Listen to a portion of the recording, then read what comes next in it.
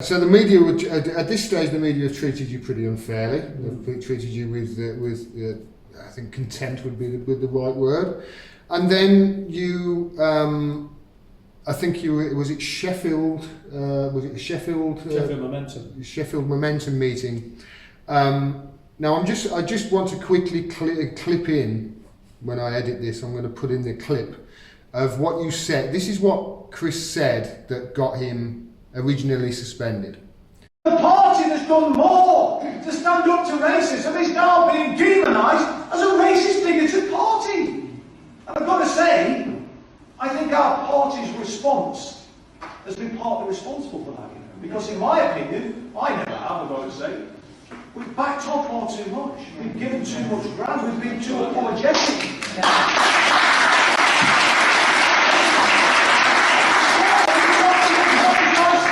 Being an anti-racist party.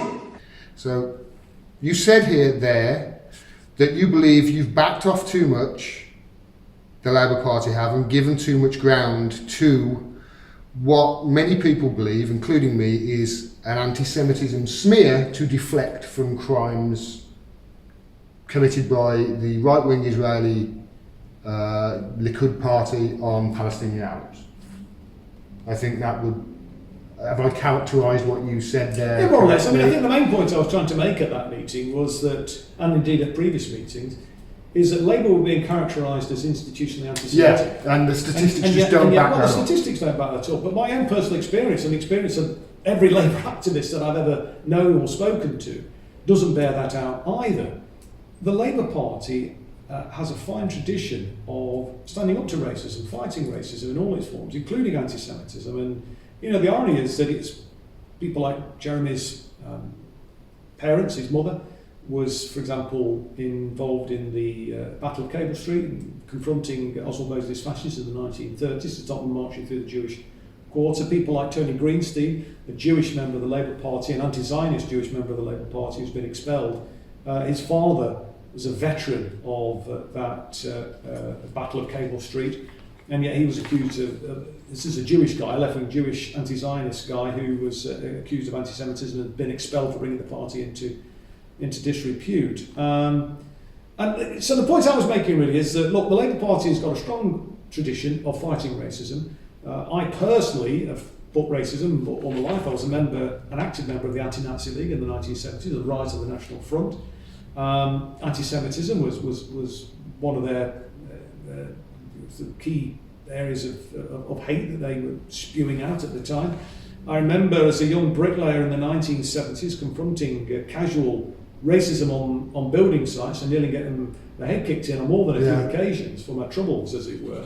But to be, demonised in this way, I just found it incredibly, hurtful and made me really angry. And so I just felt that it's important to stand up for the Labour Party's reputation and also to stand up for people who have been falsely accused. Yeah. So people like Jackie Walker, a black Jewish woman, anti-Zionist campaigner, anti-racist, and somebody who's been a victim of racism, parents, expelled from the United States of America in the 50s for un-American activities, basically supporting the civil rights movement. The irony in Jackie's case is that they were a victim of the witch hunt, McCarthyite witch hunt, and their daughter's now been the victim of a McCarthy-style witch hunt in the Labour Party, and many other people as well. Ken Livingston, Mark Wadsworth, a well-known black activist who fought racism all his life, was involved in the black section movement in the Labour Party in the 1980s, was very instrumental in helping to elect the first black MPs in 1987, who advised the Stephen Lawrence family, who introduced Nelson Mandela to the Lawrence family when Nelson Mandela visited the UK.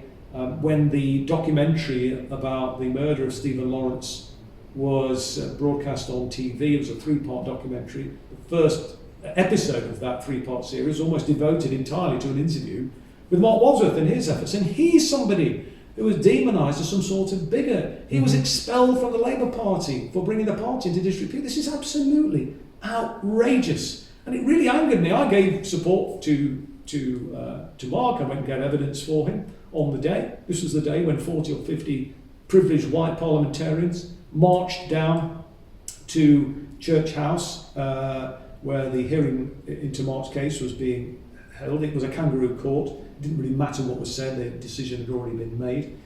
But the only thing that was missing was the burning torches and the white robes. I mean, it's like a scene out of Mississippi Burning, the film Mississippi Burning. Disgraceful behaviour from these white privileged parliamentarians going down to a hearing, a disciplinary hearing, to try and influence the outcome of a disciplinary hearing against a black activist.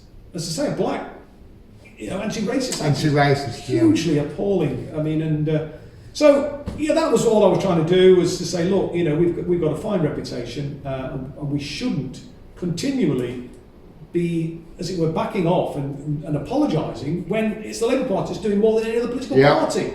And by backing off and by you have a leader who is the most anti-racist politician in Parliament. But because Jeremy has been advised, and he's gone along with that advice, to keep apologising, it's actually fed the narrative that somehow we've got something to apologise for. Yeah. And I don't believe we have. I'll come on to that in a little bit, but I will say this, that meeting that you were originally suspended for, it wasn't what you said that scared them.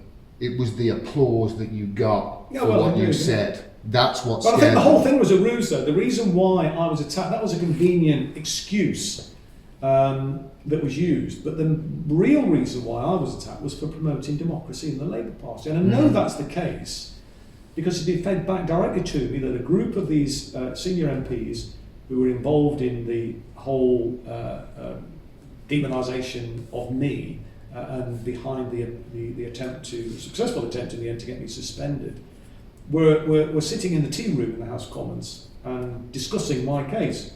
And the conversation went at one point something along the lines, we want to get Chris Williamson expelled as payback for the Democracy Roadshow. And I know they were troubled by my call for democracy, because a WhatsApp chat group conversation had been leaked and shown to me, where one MP, female MP, said that she wanted to start a crowdfunding exercise to have Chris Williamson assassinated, and had a few messages, of approval, as it were. Mm-hmm. And then somebody asked her if she was okay, and why was she saying that? And she said, well, what do you mean? Because I want to murder Chris Williamson in the most painful way possible. I mean, this was a sick joke, of course. Yeah, of course. However, it illustrates the degree of disturbance that I was causing. Subsequently, when she discovered that I'd found out about this, she asked if she could meet me, and I wasn't really that troubled by it, to be honest with you. But she was mortified that it had been leaked, and not so much that she said it. Well, yeah, maybe. I don't know. Well, she said, to be fair, she said she was very apologetic. She said it was a crass thing to say. She wanted to buy me lunch. We had a conversation, and she told me, she said, you're giving the Parliamentary Labour Party a collective nervous breakdown by speaking in these constituencies. By asking for democracy. Well, yes, I said, well, look, I mean, why? Because I'm only being invited to speak at these meetings by the members in those MPs, because I don't go anywhere where I've not been invited. And the MPs can come to the meeting, let's have a conversation. And I'm not just talking about open selection, I'm talking about democratisation of the party across the piece, about how the party makes policy. But also, the reason why we want to democratise the party is so that we can then go on and democratise the economy. It's a means to an end. It's like Tony Benn said, in order to democratise society, we need to democratise our party first. That's what I mean. And most of the discussion when I went and spoke at these meetings wasn't about open selections or I never spoke about deselecting anybody. I always used to joke and say there are a number of people I'd love to see deselected, but that's nothing to do with me. That should be a matter for local members. It's nothing to do with Jeremy Corbyn. It's nothing to do with me or anybody else. It should be down exclusively to local members. But the whole point about democratisation and making members more accountable, as I say, it's not just an esoteric internal argument. It's, as I say, to get people in place who will then deliver a programme which actually brings about an irreversible shift in the balance of wealth and power in this country.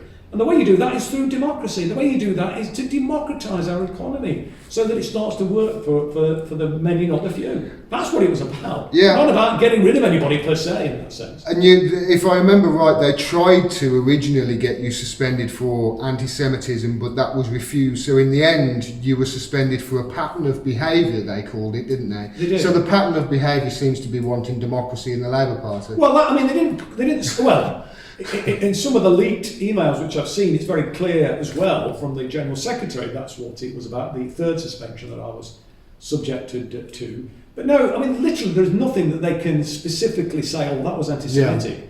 Yeah. And so what they then started to try and do was to say, look, this guy's displaying a pattern of behaviour. So taken on its own, each case isn't sufficient to suspend me. However, taken together, it illustrates that there is this pattern, and he is in reality, and this appalling phrase, for somebody that's fought racism all their life and so on, and defended Jewish members of our party, of our movement, as a Jew baiter. What a despicable and disgraceful thing to say about anybody. And it demonstrated to me, I know politics is a dirty business, but I like to naively think it should be an honourable process, really, an honourable business about trying to create a better society, trying to create a better world. And sadly, some people they descend into the gutter. Well, it's beyond the gutter. They just swim in the gutter. I mean, I don't know how much lower you can get than the gutter, but they certainly have found it. And to do that, not just to me, it's to hundreds of thousands of people. I mean, look, Cyril Chilson, as a man I quote on a number of occasions, an Oxford Don, a very learned person, a beautiful, caring man, whose both parents survived Auschwitz. He was accused of anti-Semitism. He's been expelled from the Labour Party for bringing the Labour Party into disrepute on the basis that he was an anti-Semite. I mean, it's beyond sickening. I can't find words. There are words, literally. There are no words in the English vocabulary sufficient to describe how despicable that is and the depths to which these characters will stoop in order to deliver a political goal. And that political goal is twofold. Is one, to stop a body socialist programme, and secondly, to stop a government coming to office that had sympathy with and support for the Palestinian people. Well, it's definitely curious there how the media did their part as well in framing it as an anti-Semitism row. That's what they framed it as. And as we just conversed, it was nothing to do with anti-Semitism. It's like, as that ex-Israeli MP says, it's a trick to use to deflect. Yeah. So you were suspended, and then you were found by the NEC to have only broken one rule, which was criticising your own party, correct? Mm-hmm. But you were unsuspended, and then that was overturned the next day because one of the people on the NEC apparently had some dodgy medicine. Now, at this stage, I was screaming into my camera. How did you stay in control and keep talking in such a measured way? Because I would lost it from at that point, although I'm obviously not a politician. How did you stay in control, and did you think at that point that you had any hope of winning, or did you think, okay, the writing's on the wall here? Because I know a lot of people at that stage, myself included, I was going mad because I could see at this point you were done for. Mm. What was your feeling? Well, I'm the eternal optimist. People say I'm a dreamer, but I'm not the only one. Hope springs eternal. I believed naively that I could be reinstated into the party right to the very bitter end, in fact, in November, when I was eventually prevented from standing as the official Labour candidate. It was incredibly upsetting. I was in a very sort of dark place, if I could say that. I mean, I was very hurt, I was very upset, as I was in February. I felt it was stabbed through the heart by people as well who I had a lot of respect for, was close to, who failed to speak out and support me. I never asked for anything from the Socialist Campaign Group for the first 4 months that I was suspended, even though I felt that they should have shown some solidarity with a comrade who had been clearly unfairly treated, and they all, I think, agreed that I had been unfairly treated. But then when I was resuspended, I sought, well, I tell a lie, actually before I was resuspended, there was a move by over 100 MPs and peers, Labour MPs and peers, to remove the whip from me for a year and to launch an investigation as to why and how I'd been reinstated. And it was at that point, actually, that I sought a measure of solidarity from the Socialist Campaign Group, of which I'd been previously a member before I was suspended the first time around. And it just wasn't forthcoming. And I felt very let down as a consequence. And the thing that sustained me, you asked me how I kept going, was the incredible outpouring of solidarity from ordinary grassroots party members, and indeed people beyond the party. I was literally overwhelmed. I was inundated by messages of support and solidarity, and that frankly is what kept me going. When I was first suspended, the messages of the kind messages of support and solidarity were difficult to read at times. I was very emotional. Right. I was in tears on a few occasions. Actually, it's reading these. Like I said at the beginning, I've seen it. I've seen the support for you. Even when you're not there, your name gets mentioned, and there's a round of applause. People see the injustice, I think, and and I was. I mean, it was incredible. I was offered, for come and stay for rest and recuperation. I was offered to holiday home in Cornwall, the Cotswolds, West Wales. The Lake District, Spain. I never took any of them up because we're doing stuff going on in the house and commitments in the constituency and so on. There was a rally, an anti-austerity rally in West Wales. I think the weekend after I was initially suspended, and they'd got impromptu banners with solidarity with Chris Williamson, and they were asking people to sign and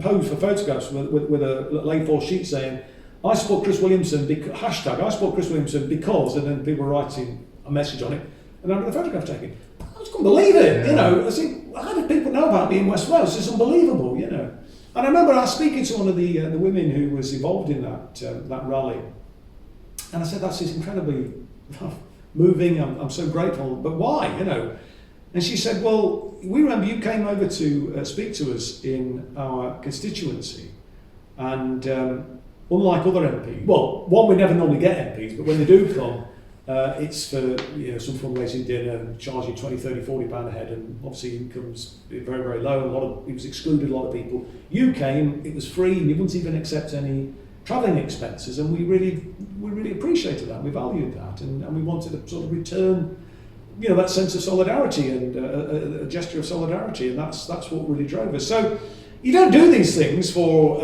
anything in return, but it's wonderful when people recognise this is someone who was a kindred spirit in that sense. What was so sad, though, was that the juxtaposition of that level of incredible solidarity, I've never seen anything like it, it was amazing, compared to what was happening in Westminster. It was literally zero. It's not down, wasn't it, between the two? There was a handful of people who spoke to me privately. It was literally a handful who spoke to me privately. But as I've always said, look, solidarity is always important, but it only really counts when it's difficult, not just when it's easy. And it's not that difficult anyway. I mean, what's going to happen? People shout at you. Showing solidarity when you might put your life on the line, as we know, as we mentioned earlier on, when you might get imprisoned, when you might get tortured. I mean, showing solidarity to me would have meant that, you'd have got some bad burst publicity in some of the mainstream media, maybe the Jewish Chronicle or something, but and you may have got some criticism from other parliamentarians, but so that was just incredibly disappointing. But the thing that kept me going was, as I've said, that just unbelievable level of solidarity, which is still there and it's wonderful. And that's. But I don't know what I say. I mean, it really did have an effect on me. I couldn't eat for days. I lost. I mean, I'm not very heavy already, but I lost over half a stone in weight. I couldn't sleep. It was awful. It was an awful time. That's the reason why I wanted to ask you that question, because I don't think all the media smear you and they don't give it a second's thought. They don't realise that there's an actual person on the end of all those smears. There's an actual person who is reading. There's a person who's got a family and friends who are going to read, Well, it affects on read these on horrible family. things about. Well, it affects on the partner, you know. I mean, she was, you know, I mean, she's very stoic, but there have been occasions where it's really got to her, you know. I can I imagine. mean, and you know, she's been in sobbing and tears on more than a few occasions as some of the appalling things that have been said, which are just total lies.